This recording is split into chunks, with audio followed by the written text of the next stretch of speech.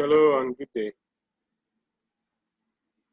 Today we will take a further discussion on the course Marketing 876, Marketing Thoughts. And we'll look at the marketing management philosophies.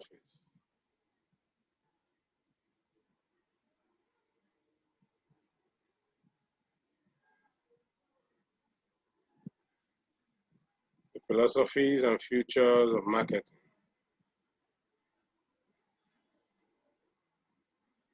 When we talk about the philosophies of marketing,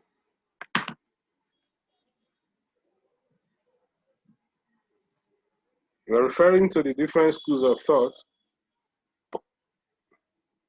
that have supported marketing decisions over the years. Given that marketing is an age-long discipline, it is important that we understand for us to be able to predict what the future of marketing should be or will be. It is good for us to understand where it has come from, the things that have happened over time. And that brings us to the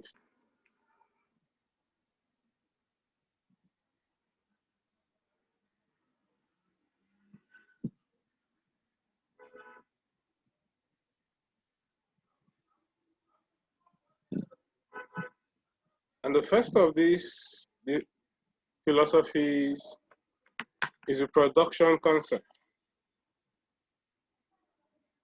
Production concept holds that consumers will ordinarily, show affinity for goods that are widely available and inexpensive or affordable. In line with this, managers of production-oriented businesses were bent on achieving production efficiency, low-cost distribution, and mass distribution in a bid to achieve wide availability and affordability. This way of thinking, or this philosophy, pervaded the business piece at about 1900 and dominated till about 1930.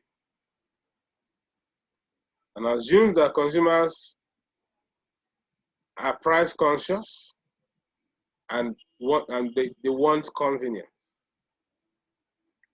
So the tax on the producers was just to maintain low-cost pricing and to ensure that products are widely distributed and at consumers' beck and call. However, this philosophy did not in any way take into consideration what the consumer thought or what they needed. And that was its pitfall.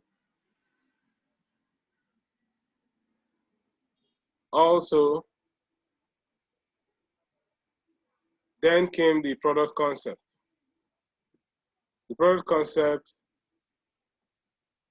was proposed by scholars who felt that consumers will favor products that offer quality, high performance, innovative features.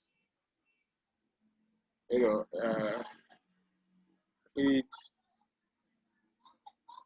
moved managers to focus attention on making superior products and ensuring that product improvement is a key business activity so as to attract consumers and make quality of life better for them. These managers have been said to commit the better mousetrap fallacy. Better mousetrap fallacy implies, or it came from a mousetrap maker who felt that once he makes a better mousetrap, the whole world will beat a track to his house.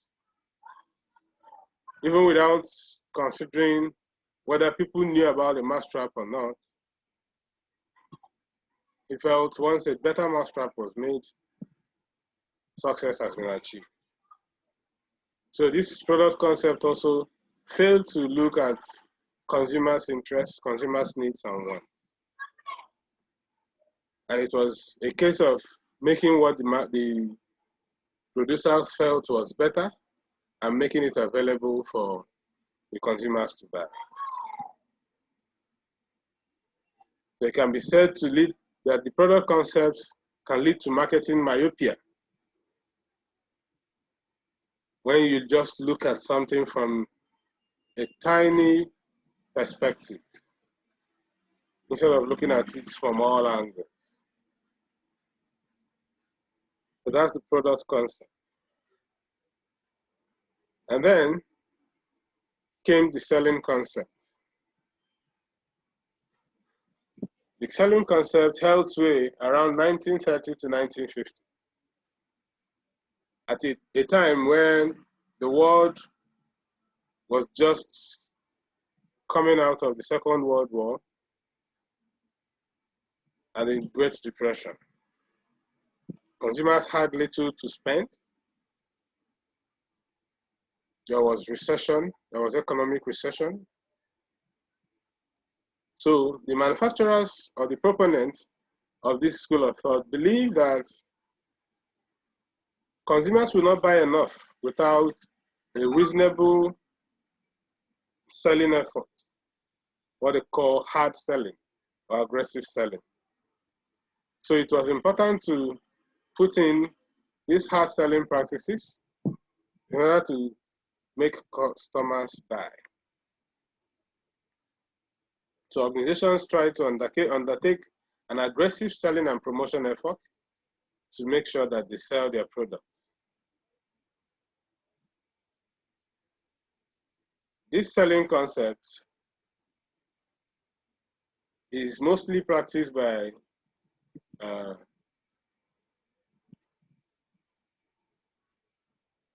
producers and sellers of unsought products and services, such as insurance, funeral plots, fundraising, etc.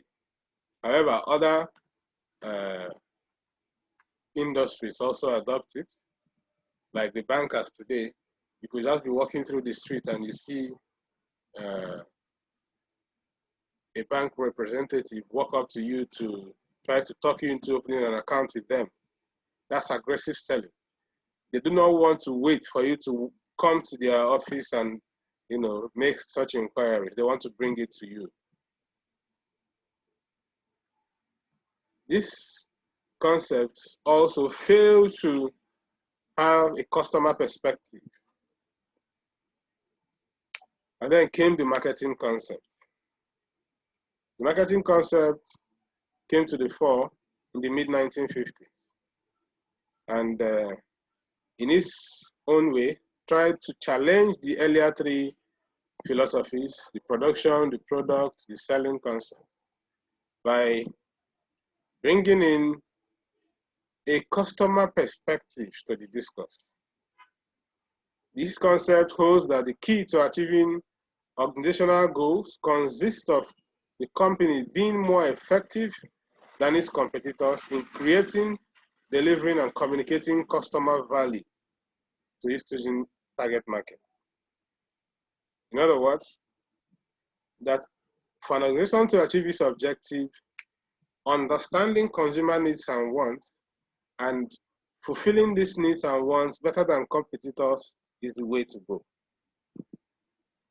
This concept introduced the cliche that we usually hear, that the customer is the king, because he made customer the center of attraction of all marketing activities. And to ensure that every unit in the organization has a customer orientation. So from the gate man to the salesman to the people in finance, everybody does their role to ensure that customer is treated well.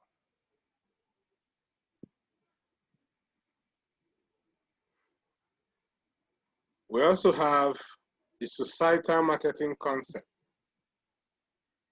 The societal marketing concept goes a step higher than the marketing concept and believes that while businesses are achieving their own goals and customer satisfaction, that it's important that the needs of society is not compromised. This societal marketing concept emphasizes sustainability of the larger society and believes that while we are achieving today's needs, we should not, it should not affect the possibility of future generations to fulfill their own needs. So the societal marketing concept introduced the concept of the corporate social responsibility, which puts a responsibility on the organization to take care of the society where they do their businesses and ensure that the outcome of the business process is not harmful to the society. So you see organizations trying to give back to the society, trying to make life better for the society where they exist and do business. We also have the customer relationship management, which is an offshoot of relationship marketing, and believes that businesses should ensure that they create a mutually beneficial relationship with the customers. So much so that these customers go beyond the formal seller-buyer relationship to an informal relationship where they can even become, an unpaid salesman for the business, become advocates of that organization, given the relationship that exists. And this can only happen when the organization have a good database of their customers. That is why most times when you go to an organization today, they ask you your date of birth. If you have a form to fill, you eventually fill your date of birth. For some customer-centric organizations or relationship-conscious firms, they send you birthday wishes.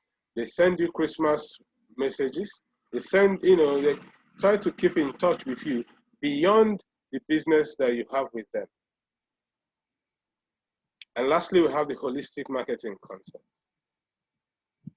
The holistic marketing concept tries to explain that in as much as some of these concepts we discussed had their pitfalls, they all have their places of relevance. And so that everything matters.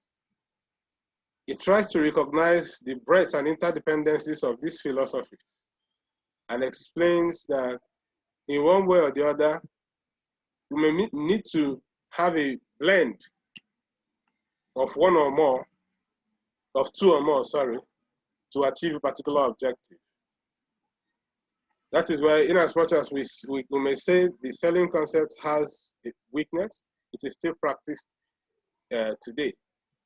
Just like we still have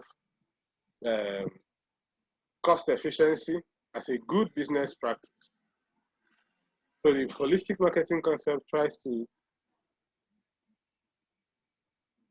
blend these philosophies together.